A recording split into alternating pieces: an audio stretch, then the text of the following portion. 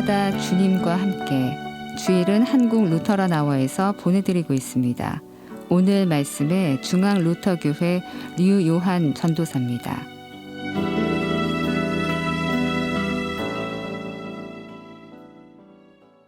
하나님 우리 아버지와 주 예수 그리스도로부터 오는 은혜와 평강이 함께 예배하시는 모든 분들에게 있기를 원합니다. 어린이부 전도사인 제가 공동예배 설교를 맡게 된 것은 아마도 오늘이 가족주일이기 때문 아닐까 생각해 봅니다.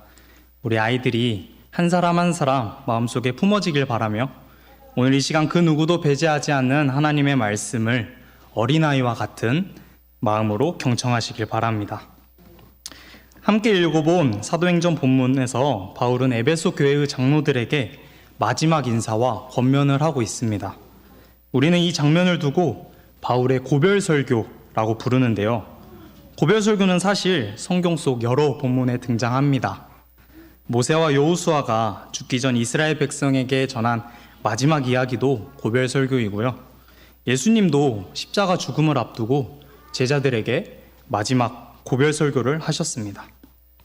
이렇듯 한 공동체의 지도자가 스스로의 죽음을 앞에 두고 공동체를 떠나야만 하는 순간에 이르렀을 때 지도자는 공동체를 향해 마지막 인사와 더불어서 권면의 이야기, 즉 고별설교를 하게 됩니다. 설교자의 마지막 메시지가 담겨 있다는 점에서 고별설교는 매우 중요합니다. 그렇다면 바울은 에베소 공동체에게 어떠한 메시지를 전했을지 함께 살펴보도록 하겠습니다. 오늘 말씀을 이해하기 위해서는 그 배경을 어느 정도 알 필요가 있습니다. 우선 바울은 여러 사도들과 함께 예수 그리스도라는 복음을 증언하기 위해 많은 노력을 했던 사람입니다. 신약 성경에 큰 비중을 차지하고 있는 수많은 편지만 봐도 그 노력과 영향력이 얼마나 컸는지를 알 수 있습니다. 노력의 일환으로 바울은 수차례 선교 여행을 떠납니다. 선교 여행을 하면서 지역마다 교회를 세우는 데 열심을 다했고 그렇게 해서 세워진 교회들 중 하나가 바로 오늘 말씀에 등장하는 에베소 교회입니다. 여기서 한 가지 궁금한 것이 생기는데요. 왜 바울은 수많은 교회 중에서도 하필 이 에베소 교회를 마지막 권면의 대상으로 삼았던 것일까요? 여러 이유가 있겠지만 바울은 자신의 처지가 안 좋아질 것을 미리 알고 마지막 인사를 다짐한 것 같습니다. 바울은 구제헌금을 전달하기 위해 곧 예루살렘에 가야 했는데 그곳에서 자신이 체포를 당하고 그렇게 되면 자신의 선교 사역도 끝나게 될 것을 미리 알고 있었던 것이지요. 따라서 바울은 온 힘을 다해 마지막 인사와 권면을 남깁니다. 이제 바울의 마지막 설교를 우리도 함께 들어보도록 하겠습니다. 밀레도에서 에베소 교회의 장로들을 만난 바울은 이렇게 말합니다. 20장 18절부터 20절 말씀을 보다 현장감 있는 표준 세번역으로 제가 읽어보겠습니다. 여러분은 내가 아시아에 발을 들어놓은 첫날부터 여러분과 함께한 그 모든 시간을 어떻게 지내왔는지를 잘 아십니다. 나는 겸손과 많은 눈물로 주님을 섬겼습니다. 그러는 가운데 나는 또 유대 사람의 음모로 내게 덮친 온갖 시련을 겪었습니다. 나는 또한 유익한 것이면 빼놓지 않고 여러분에게 전하고 공중 앞에서나 각 집에서 여러분을 가르쳤습니다. 지금 바울은 가장 먼저 자신이 어떻게 살아왔는지, 사람들과 어떤 관계를 맺어왔는지를 말하고 있습니다. 그리고 자신이 사람들에게 무엇을 전하며 가르쳤는지를 말하는데요. 그 모든 것이 결국 한 가지 목적을 위해서라는 듯이 21절 말씀으로 이어갑니다. 나는 유대 사람에게나 그리스 사람에게나 똑같이 회개하고 하나님께 돌아와야 하고 우리 주 예수를 믿어야 한다고 증언하였습니다. 바울은 과거를 돌아보며 자신의 삶이 오롯이 하나님께 대한 회개와 예수 그리스도께 대한 믿음을 증언하기 위한 것이라고 말하고 있습니다. 그런데 여기서 그치지 않고 앞으로 있을 미래에 대해서도 말합니다. 본문 22절부터 24절을 보면 자신이 곧 예루살렘에 갈 텐데 그곳에는 결박과 환난이 기다리고 있을 것이라고, 그렇지만 마지막까지 하나님의 은혜의 복음을 증언하겠다고 말합니다. 바울이 이토록 중요하게 생각하고 말하는 하나님께 대한 회개, 예수 그리스도께 대한 믿음, 그리고 하나님의 은혜의 복음.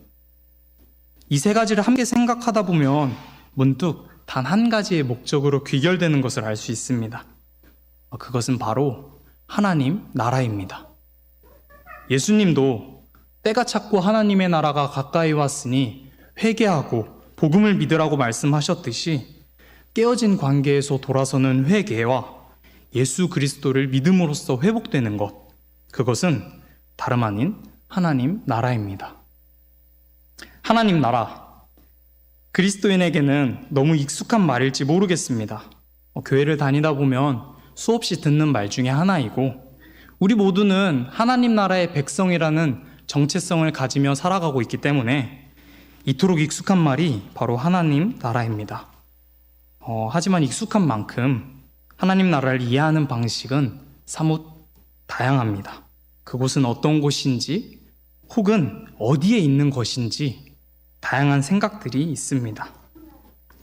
제 이야기를 조금 해보겠습니다. 하나님 나라 하면 가장 먼저 떠오르는 기억인데요. 우선 저에게는 목회를 하시는 삼촌이 계십니다. 제가 신학생이 되자 삼촌께서는 종종 신학적인 질문을 건네주셨어요.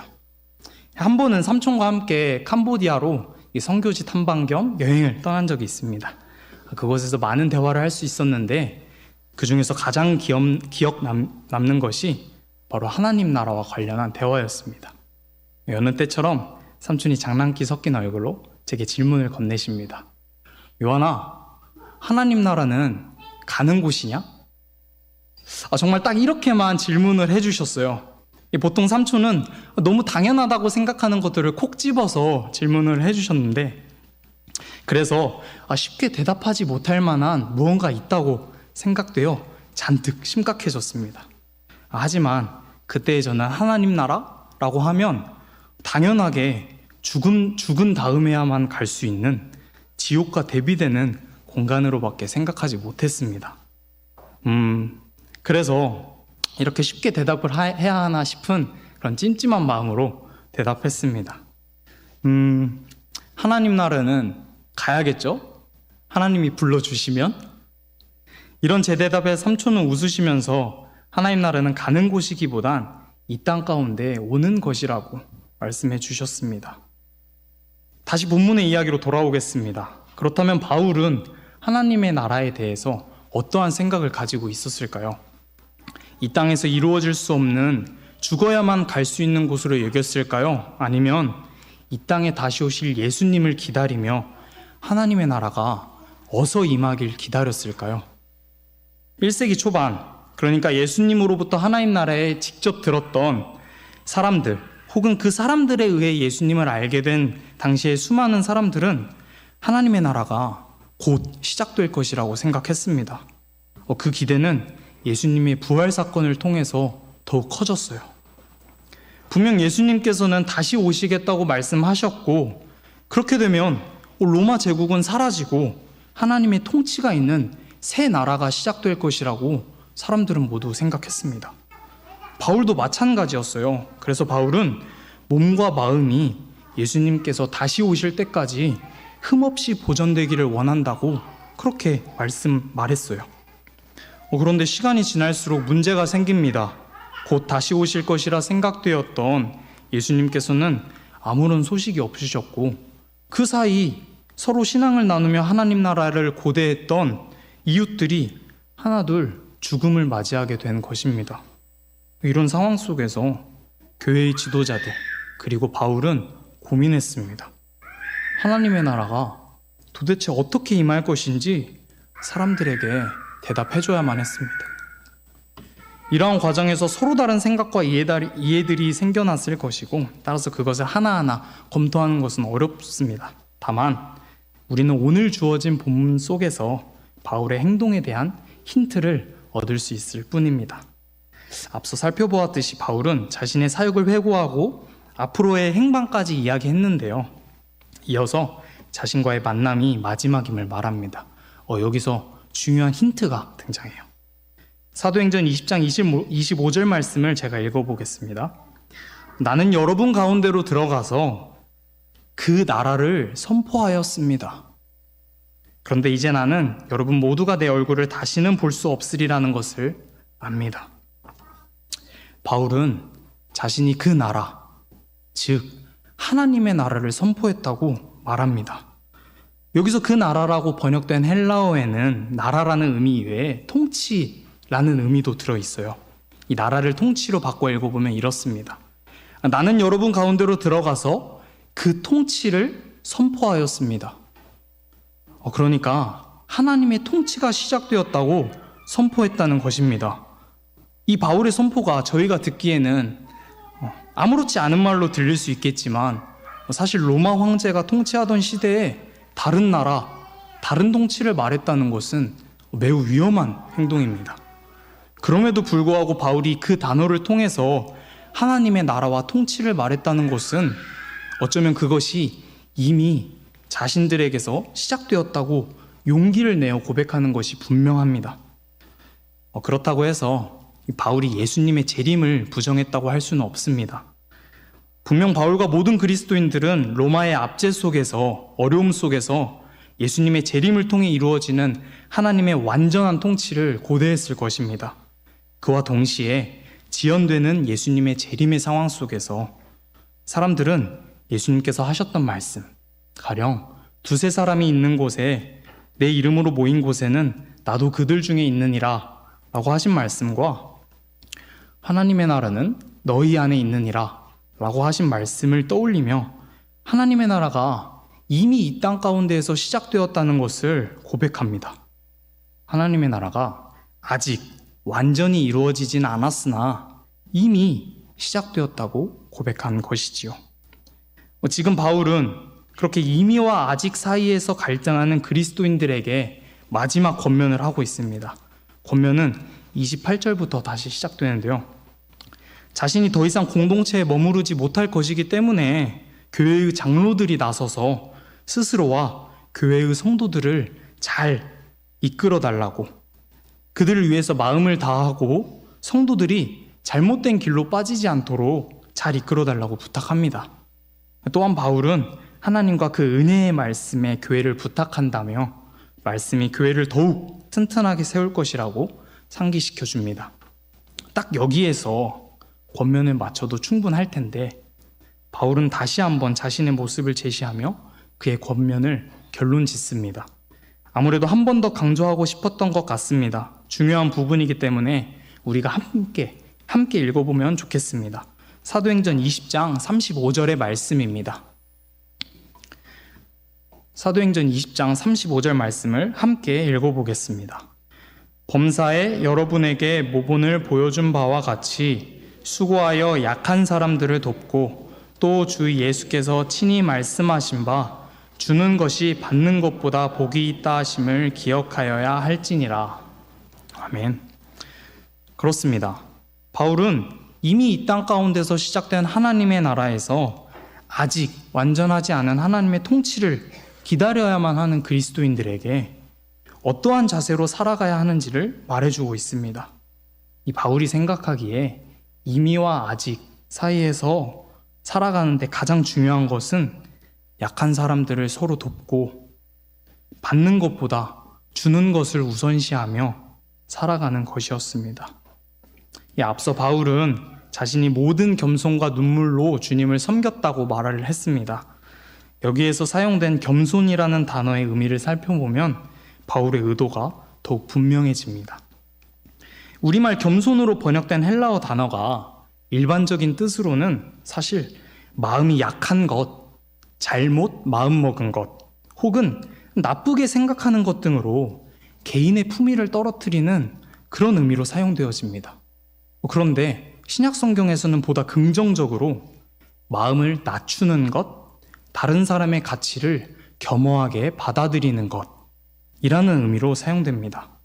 이 바울은 사도행전 이외에도 다른 서신서에서 이 단어를 사용하는데 우리의 본이 되신 그리스도의 겸손을 말합니다. 자기 자신을 낮춰 종이 되게 한 겸손의 마음, 우리들의 가치를 겸허히 받아들여 섬겨주셨던 예수님의 모범이 바로 바울이 이해한 겸손의 의미인 것입니다. 이러한 의미를 사용해 자신 역시 그리스도를 위해 그리고 그리스도 공동체를 위해 겸손한 마음으로 살았다고 고백합니다. 다시 한번, 겸손, 그것은 다른 일을 위해 기꺼이 자기 자신을 희생하는 마음이고 다른 사람의 가치를 겸허히 받아들여 존중하는 자세입니다. 바울은 지금 그러한 마음과 자세를 본받아 약한 사람들을 도우고 받는 것보다 주는 것에 힘쓰며 살아가라고 권면하고 있습니다. 겸손한 자세로 낮은 일을 섬기는 것, 이것이 바울이 에베소 장로와 성도들에게 마지막으로 전했던 부탁입니다. 이쯤 돼서 의아해 하시는 분들이 있으실 것 같아요. 그래서 바울의 권면이 이 어린아이들이랑 도대체 무슨 상관이 있다는 거지? 이제 말씀을 정리해 보겠습니다. 지난주 목요일은 딱 100번째 되는 어린이날이었어요. 아이들이 있는 가정은 어느 날보다 바쁜 하루를 보내셨을 것이고 그렇지 않은 가정은 편히 쉬시는 하루를 보내셨을 것입니다. 이처럼 아이가 있고 없음에 따라서 어린이날의 의미가 달라질 수 있는데요. 이 바울의 권면을 듣게 된 이상 이 날은 우리 모두에게 뜻깊은 날이 됩니다. 겸손한 자세로 낮은 이를 섬기라는 그 바울의 권면에서 낮은이라는 말에는 분명 어린아이들도 포함될 것이기 때문입니다. 어린아이들은 작고 연약합니다. 때문에 어른들은 아이들을 쉽사리 무시하기도 하고 부당한 대우를 하기도 합니다. 이런 상황에서 아이들을 독립된 인격체로 존중해 주어야 한다고 말하면서 어린이날을 만든 사람이 바로 방정환 선생님입니다. 그런데 이보다 한참 오래전에 어린아이들을 섬겨주셨던 분이 계셨어요. 네, 맞아요. 바로 우리 예수님이세요. 어린아이들을 섬겨야 하는 이유는 그분의 말씀에서도 등장합니다. 복음서에서 예수님은 어린아이를 영접하는 것이 곧 자신을 영접하는 것이라고 말씀하셨고 하나님의 나라는 어린아이와 같은 사람들의 것이라고 말씀하셨습니다. 그리고 마침내 그 말씀을 본받아 살았던 바울이 마지막 권면으로 말하고 있습니다. 겸손한 자세로 낮은 이 어린아이와 같은 이들을 섬기라고 말입니다. 결국 아이가 집안에 있고 없음을 떠나서 그리스도인이라면 누구나 다 어린아이들을 기꺼이 보살피고 하나님 나라에서 함께 살아가도록 보듬어 주어야 합니다. 성도 여러분, 어린이날을 지나 보내고 특별히 가족 주일로 예배하는 오늘 중앙교회 공동체가 과연 우리 아이들을 얼마나 생각하고 있는지 돌아보길 원합니다. 사실 이렇게 말하면서도 제 솔직한 마음은 다른 교회들도 우리 중앙교회와 같았으면 좋겠다라는 마음을 가지고 있습니다. 여러분도 잘 아시다시피 우리 교회는 이렇게 아이들을 따로 떼어두지 않고 함께 공동예배를 드리고 있습니다. 처음에는 아이들이 막 울거나 여기저기 뛰어다니면 혹여나 불편한 분들이 계시진 않을까 걱정이 되었었어요. 그런데 얼마 전 한 장로님께서 그렇게 예배 중에 뛰어다니면서 이렇게 예배를 즐거워하는 아이들을 보면서 그렇지, 이래야 교회지 라고 하시는 말씀을 들었습니다. 그 말씀을 듣고 나니까 정말 중앙교회는 아이들을 소중하게 생각하고 있구나 라고 그렇게 생각하게 되었습니다. 여기서 제가 무슨 말을 더 할 수 있을까요? 다만 오늘 함께 나눴던 바울의 마지막 설교를 되새기며 여러분께 권면하고자 합니다. 사랑하는 성도 여러분, 하나님의 나라가 하늘에서와 같이 땅에서도 이루어지길 원하시나요? 그렇다면 바울이 말한 바와 같이 겸손과 눈물로 주님을 섬겨주세요. 비록 세상으로부터 오는 고난이 극심할지라도 하나님의 은혜를 끝까지 기억해 주세요. 또한 이 개인의 성공만을 추구하는 세상 기준과 유혹으로부터 어린아이들을 지켜주세요. 무엇보다 우리 주변에 있는 어린아이와 같은 사람들을 힘써 도와주세요. 그리하여 우리 아이들도 그것을 보고 자라면서 하나님의 나라가 어떤 곳인지 배울 수 있기를 기도해 주세요. 그리하면 모든 지각에 뛰어나신 하나님의 평강이 그리스도 예수 안에서 우리의 마음과 생각을 지키실 것입니다. 오늘 나눈 말씀을 가지고 잠시 침묵으로 기도하십시다.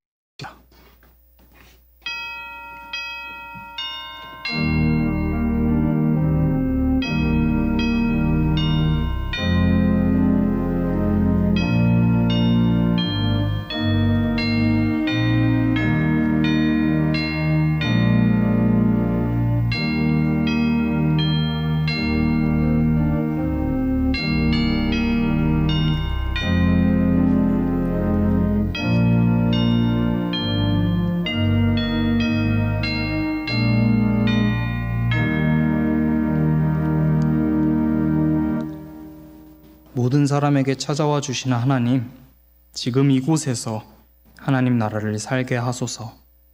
힘없고 약한 자들이 웃을 수 있도록, 특히 우리 아이들이 행복하게 살아갈 수 있도록 평화의 나라를 허락하소서. 겸손으로 주님이 걸어가신 그 길을 따라갈 수 있도록 도와주소서. 부활하신 예수님의 이름으로 기도했습니다. 아멘.